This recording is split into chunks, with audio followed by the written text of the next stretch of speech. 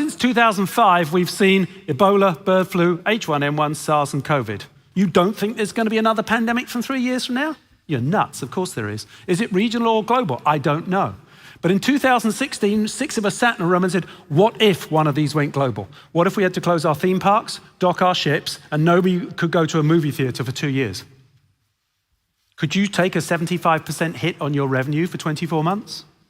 So we just turned the question around and said, what if we went to the consumer? Now, which of you lovely people has Disney Plus at home today? Love you, thank you. That's about 30% of the people here. Now multiply that by the rest of the planet. Disney can only be in 7 countries and theme parks, but we can be in every country, simply because we reversed the question and said, what if?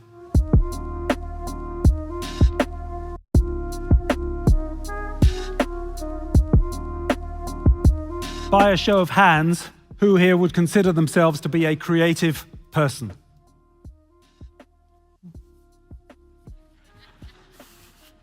Just don't let me see it. Okay, so we're going to do it differently. Stand up, get in a group of 2 people and decide who's going to be person A and who's going to be person B. Up you get.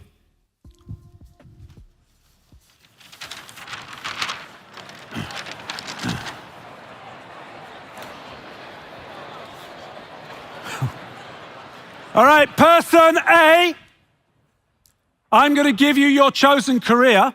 You have worked in this occupation for the last 25 years. Therefore, you're the world's leading guru on this particular topic. Person B, you're going to play the role of a news reporter and just interview person A about how they get their job done. For the next 60 seconds, person A, you are the world's leading designer of parachutes for elephants. Person B will now interview you about that job. Off you go.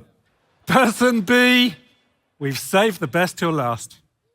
Person B, for the last 25 years, you have served the world as the world's leading authority as a sex therapist for honeybees.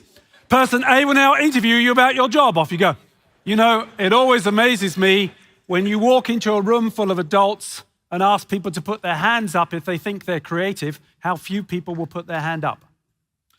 But if you've listened to the bullshit that you came up with in the last minute and a half, I would argue you're far more creative than you gave yourselves permission to be. I know this will come as a total shock to some of the people in the room, but you were born a child. And you were given a gift for your birthday, and it came in a huge box. And it took you ages to take that toy out of the box. What did you spend the rest of the week playing with? The box. It was your fort, it was your castle, it was your rocket ship. It was anything you wanted it to be until you went to the #1 killer of creativity, education. And the first thing you were told to color in between the lines.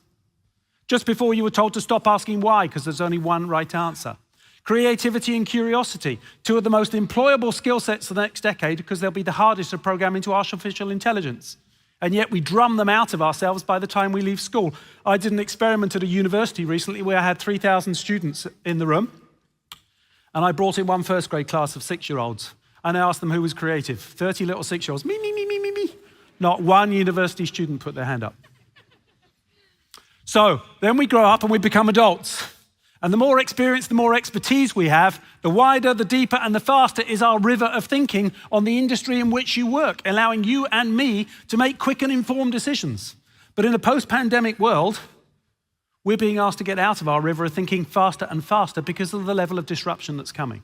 Nobody is going back to business as usual. We're all going back to business as unusual. So my goal in the next few minutes is to give you 2 or 3 tools to stop you thinking like this and give you permission to think like that. Now, if there's any bosses in the room who have their direct reports with them, close your eyes. Everybody else who likes to break the rules when the boss isn't looking, put your hand up. Come on, I know you're out there.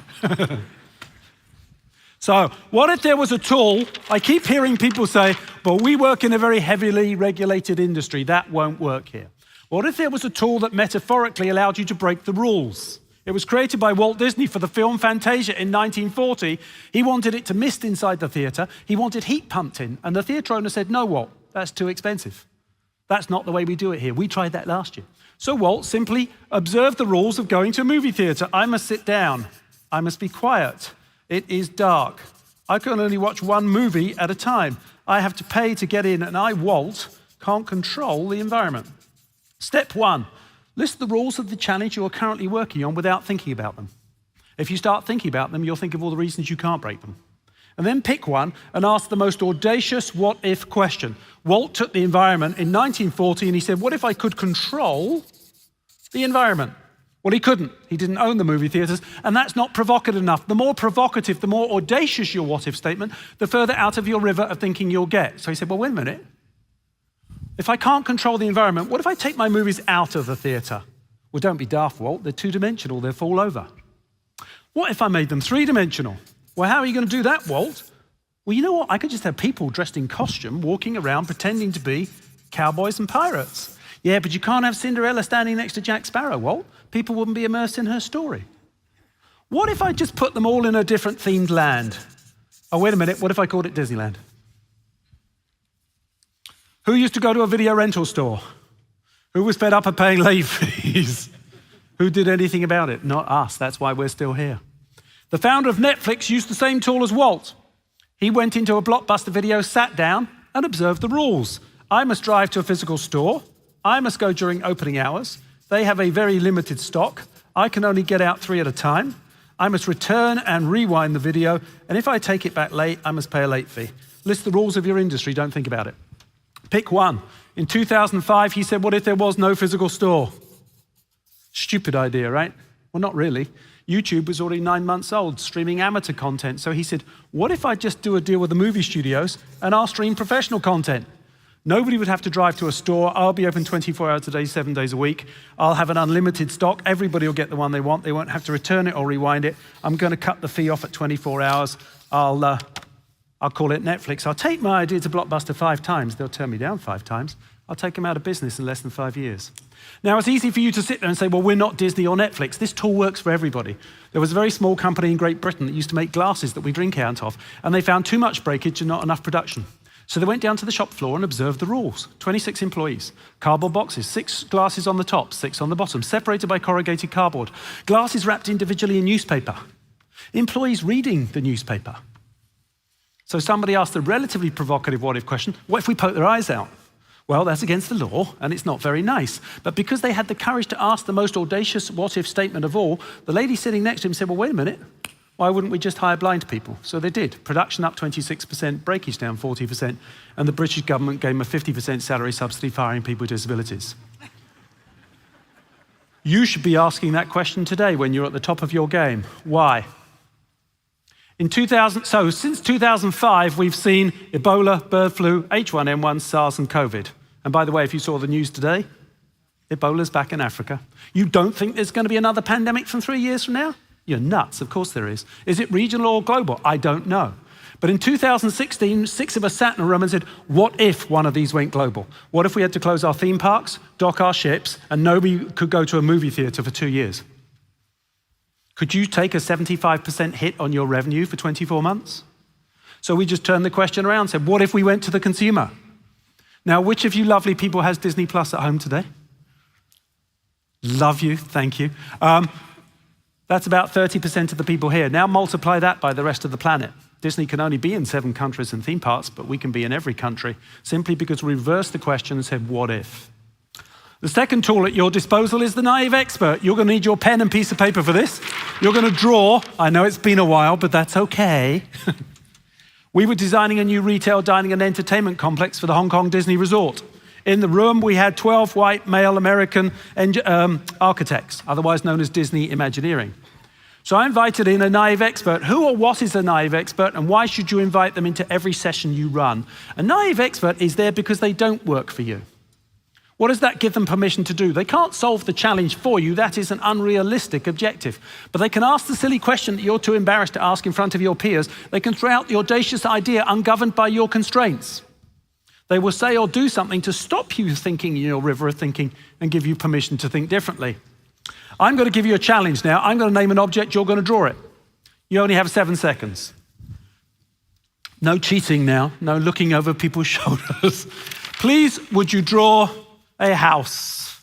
7, 6, 5, 4, 3, 2, 1. Pens down. Share your genius with your neighbor, please.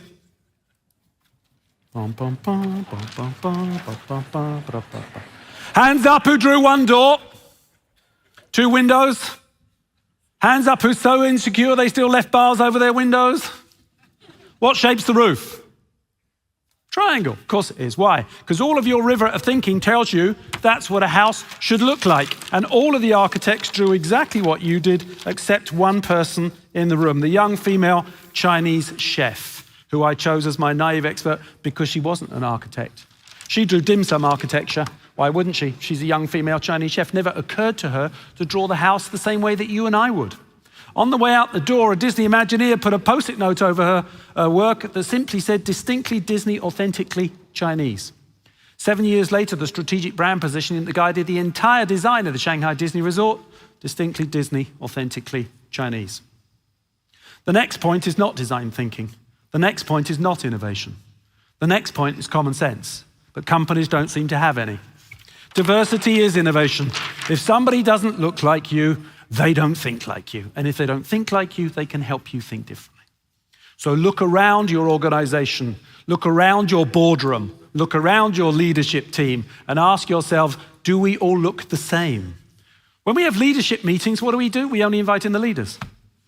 Why not invite in some sharp 25-year-old to help challenge you on everything you think about? Who's closer to the future? Who knows what meta is? It's the young, sharp 25-year-old.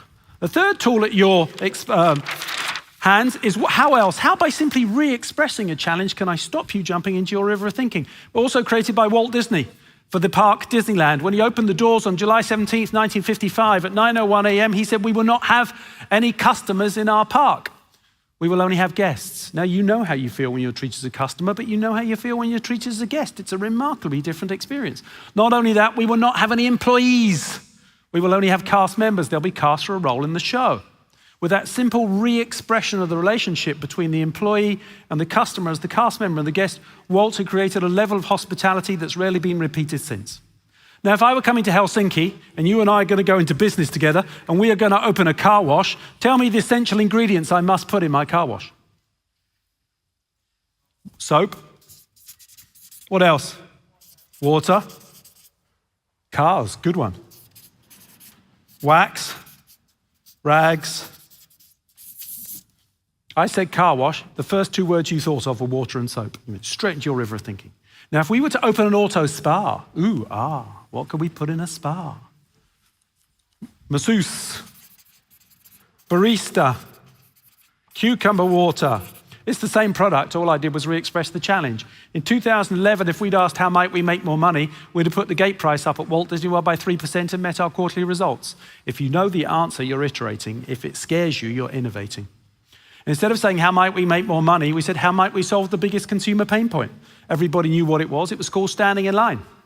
So we went out and identified where the longest lines were, and we looked for a company that looked outside of our industry for insights for innovation and found a very small company in Tokyo, Japan, using RFID technology to enable people not to stand in line.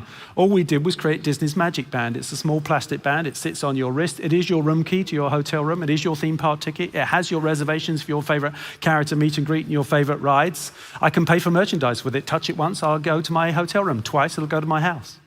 There are security features in place to stop children from touching everything in the park. I want my food with my pickles on the side. I hit save on my smartphone. I walk into the restaurant when I want to walk in. I sit at the table I want to sit at and the food comes fresh to me. Had we started by saying, how might we make more money? We'd have made 3%. But by reversing it from the consumer's point of view, the average guest at Walt Disney World today has 2 hours free time a day they didn't have 4 years ago. What has that resulted in? Record intent to return, record intent to recommend. And what is it you lovely people do with your free time in Disney theme parks? Spend money. 2 hours a day times 25 million people a year times 365 hours. Not only that, but you are now live crowdsourcing the future of every product and service Disney creates by telling them every second of every day what you like and what you don't like. I'm going to close up on freshness and bravery. What is the importance of freshness in our lives?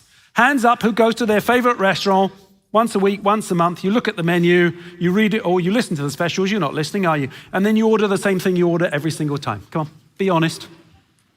I know you do. Hands up who gets in and sleeps on the same side of the bed every night. Come on. Even when we're staying in a hotel room by ourselves. Have you ever commuted home and you get home and you look at your front door and there's just that split second where you're like, how did I get here? I hope you weren't driving.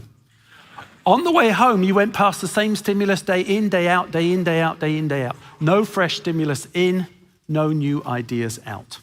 Think about how you might get fresh stimulus into your lives. Now, I'm going to close up on bravery. In order to demonstrate bravery, I'm a great believer in doing, not listening. And so I am going to put on my favorite piece of music, Don't Go Breaking My Heart, Elton John and Kiki Dee, 1973. And in just a moment, I'm going to invite somebody up onto the stage to sing with me. You could be Elton or Kiki. We've got the words up on the screen. Wasn't convinced I'd get a volunteer. And so can we turn the house lights up for just a second, please? Because I got in here during the break and I ran around the room, and no, you may not look until the count of 3 because I can see every single person in this room. But underneath one of your chairs is a simple post-it note that says, it's you. And so on the count of 3 and not before, I'll ask you to look under your chair. If you get that post-it note, just come on up, we'll have a bit of fun, okay? 1, 2, 3. All right, relax, people. I would not do that to you. Oh, the look on your faces. Now, why did he do that? That was evil, to prove a point. If I were to ask you to name the most famous, bravest animal in the jungle, you would tell me it's the lion. I would argue for the humble butterfly, the very large butterfly that just consumed your stomach in a complete and utter sense of total panic, where just for that split second, you're like, shit, it could be me. You don't have to feel like that every day. You don't have to feel like it every month, but it's a good sign. It's a sign to you and you alone that you are doing something different and innovating. And I'll finish with you on this one last thought. The opposite of bravery is not cowardice, it's conformity. Thank you very much indeed.